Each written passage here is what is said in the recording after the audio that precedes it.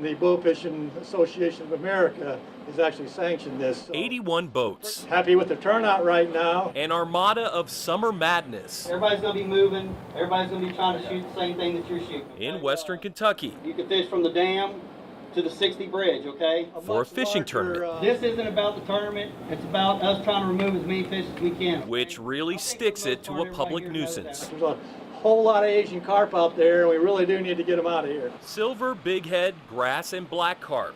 Public enemy number one to people on the water. Woo! And to the native species in the water. Boat number 9, number 10, 11. Teams of 4 rolling out. With no rules on limits. Dustin Apple and his wife Amy put in at Lake Barkley. There's a fish. Where flying carp can put a hurtin' on boaters. You imagine somebody throwing a bowling ball and you driving into it. That's kind of what it feels like. So Apple is always happy. They call me White River Rambo online. To draw first blood, to inflict some punishment on Asian carp with his bow.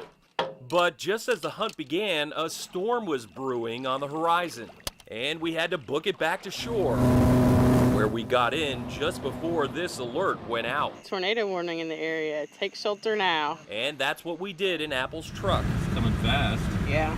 To ride it out when the weather eventually cleared. Come sit in the truck is a lot more pleasant than getting caught out in a tornado. Back down the boat ramp. Yep, we'll try it again. And back out on the water. Right now I'm just looking for any kind of movement. Patience and total darkness. Silver carp and bighead carp are light sensitive. With just the moon for night vision. Try to find ripples on the water. And the faint hum from an electric trolling motor. They will be up feeding up on top of the water. It's not until the last second the carp gets spotted and then lit up on the business end of an arrow.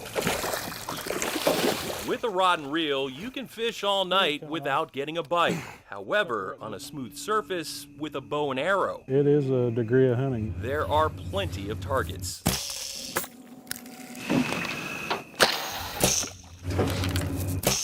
As many as you can get.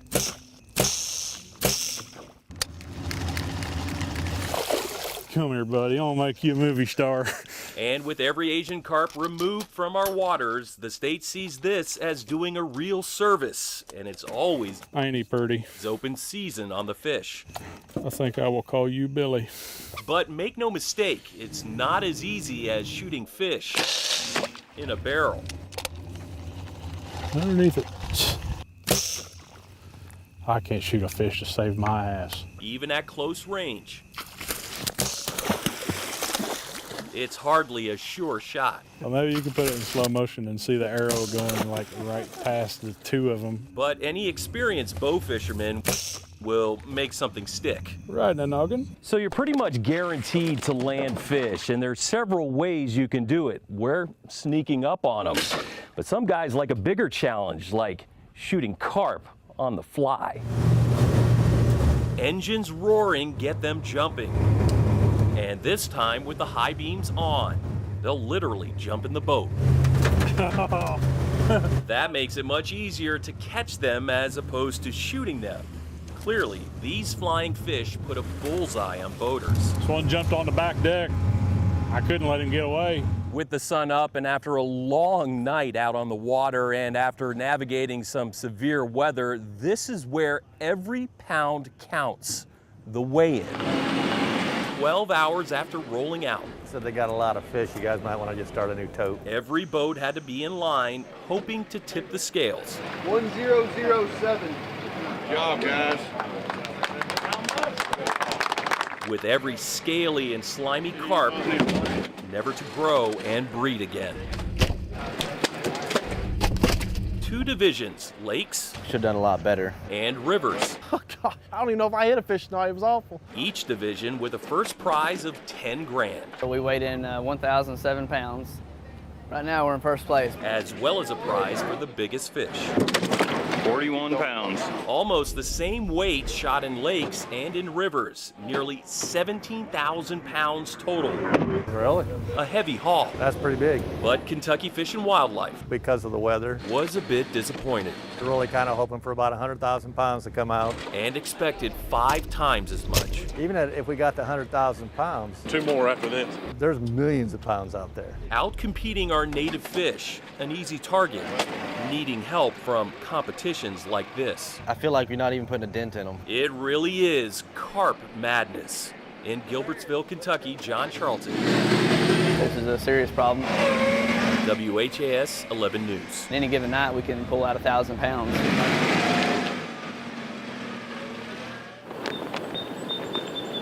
Visitors from far and wide, young Going with that horse. and older, come to the Kentucky Horse Park. This is Henry.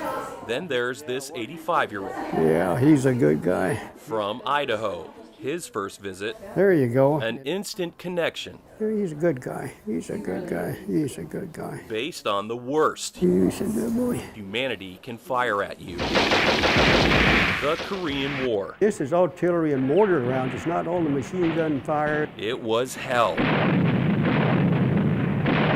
But up on the ridge at the Battle for Outpost Vegas, an angel. Here on the skyline is, I look back and I said, there's a horse. A small mare loaded up with ammunition. I know what a struggling horse is when they're overloaded. Back and forth in the line of fire, she did her duty. Her nose just a foot off of the deck and her neck stretched out and nobody leading her. Seems reckless, so that's what the Marines named her. Humping ammo. Reckless. This Wounded is the twice true in the story battle, of she war. earned her stripes. She's a staff sergeant. Marine Corps doesn't throw out stripes. Promoted to staff sergeant, but generally just called sergeant. She would follow the Marines anywhere. They were her herd. On Vegas was the last time Sergeant Harold Wadley saw Sergeant Reckless in Korea. But Isn't this a beautiful horse park? Oh, But from Korea to Kentucky, a reunion I could ride a horse straight from here to Oklahoma. with Wadley and some of the other Marines she served with. Let's go over and see if we can get this picture taken. A great horse, immortalized in bronze. This one has a very vibrant patina. We're real excited about the color, and the placement is just a wonderful place for her installation. Out the back of the visitor center and to the right, the real-life original, small in stature, now a standing tall statue. With the tack and ammo on her back, I think it really shows how special she was, and there isn't anything else like her in the park, so she definitely will stand out. Certainly a one-of-a-kind. Horses really run from the chaos, but Reckless ran towards the chaos. And when she returned, she carried out wounded. She saved a bunch of us. A hero to the core. It's no wonder Mare, M-A-R-E, helped spell out Marine. She outdid us by 4 legs. America's greatest warhorse, now with the greats like Man o' War. There's a lot of high-priced thoroughbreds here, and a little $200 mare has run and won a race that the great Secretariat and Whirlaway and them never could touch. At the Kentucky Horse Park in Lexington, John Charlton, WHAS 11 News. Living on higher ground, this was a different kind of flooding. Well, live in Floyd Knobs, you know, we're 600 feet above downtown Louisville.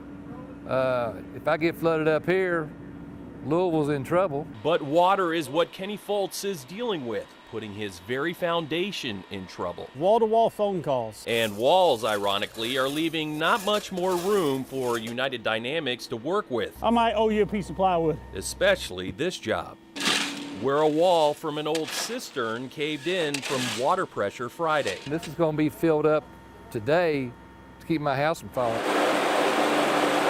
Tons and tons of gravel gushing in to fill the void. Something like this could easily run anywhere from $10,000 to $40,000. That's a huge homeowner rainy day fund The ground can't physically hold any more water. following days of rain. We're seeing a lot of water in basements.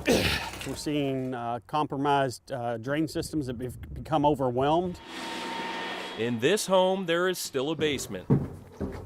Not flooded, but not dry either.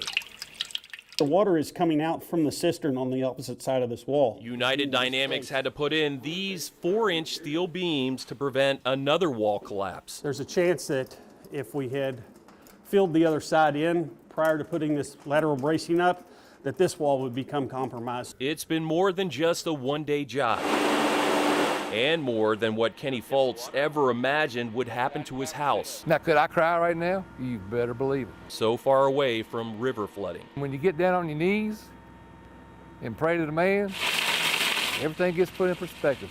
It could be worse. John Charlton, WHS 11 News.